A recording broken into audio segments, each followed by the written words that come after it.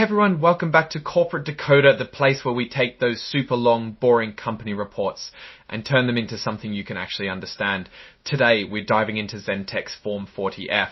Think of it like their yearly report card for the US Securities and Exchange Commission.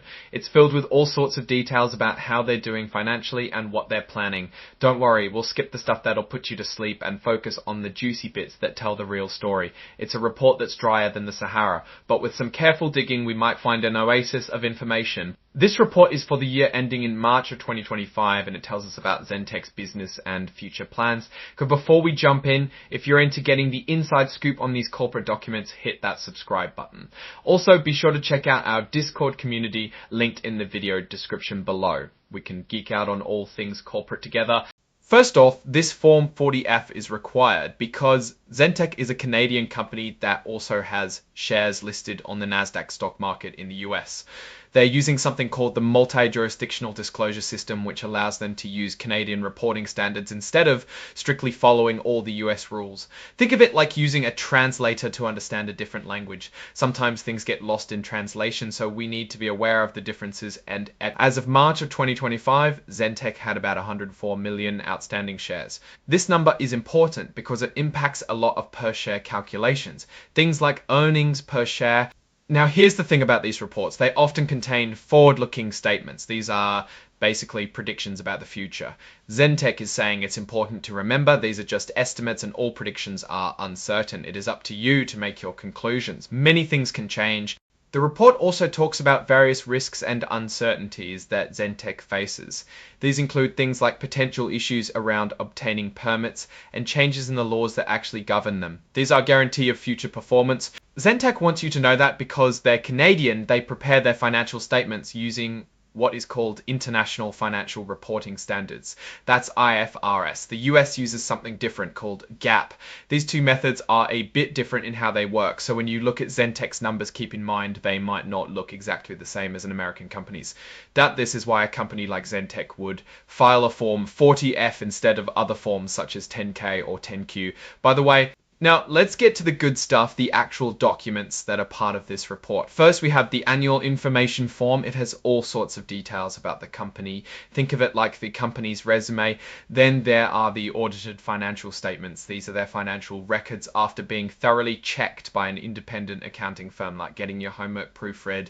Zentek is required to have what they call disclosure controls and procedures to be sure they are accurately communicating their reports to the public.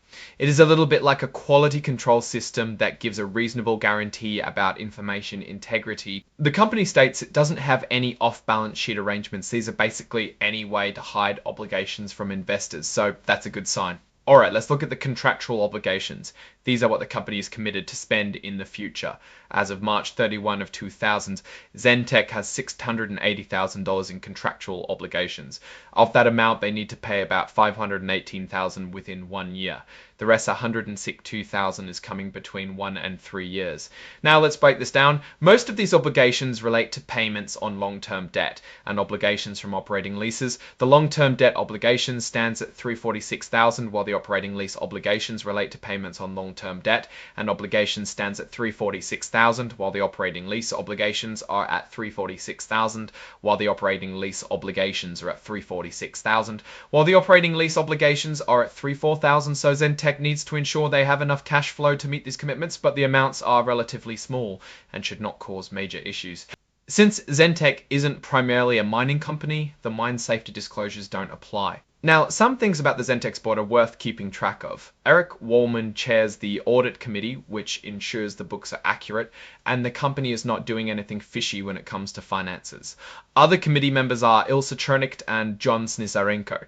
The company's auditor is BDO Canada Ltd, and it is worth noting that they have an audit committee and a code of conduct. After taking a step back, it appears that Zentek is focusing on compliance and transparency. The level of debt is modest, which provides some financial flexibility. A potential area to watch is how effectively Zentek manages its cash flow to meet these contractually. The role Zentek seems to be on a steady course with a clear focus on complying with regulations and improving transparency. There are always risks, but they seem manageable at the moment. So what do you think about Zentek after this dive into their 40F report? Let us know your thoughts in the comments. If you found this breakdown helpful, give us a like and subscribe for more corporate decoding action. And don't forget to join the discussion on our Discord channel for even more insights. Thanks for watching, and we'll see you in the next video.